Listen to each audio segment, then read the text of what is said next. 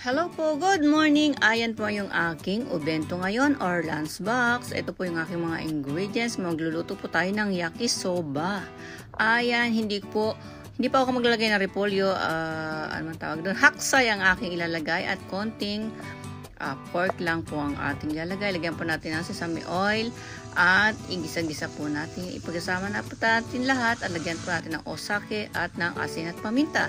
At ilagay na rin po natin yung men at yung kanyang sauce. Ayan na po. Pwede na po siyang hanguin. At lagyan po natin ng cornstarch, yung sili. At ilalagay din po natin yung pork. Hatiin po natin yan. Bilog-bilogin po natin ng konti. At ipapalaman natin yan sa sili. At ayan na po ang kanyang ilalabasan. Ipiprito po muna natin siya. At ito po yung talong. At igigisa-gisa po muna natin yung talong. Lagyan ko lang po siya ng yakitiko na tare. At ayan, iprito po natin yung sili at talong. At saka natin punas-punasan. Lalagyan po natin siya ng shirodashi. At okay na rin po yan. Ayan. At ng katsuboshi. Pwede ng salad. Ayan. Sa mga papasok, kyotsukete kudasai. Itirashaimase. Kegashinai yoni.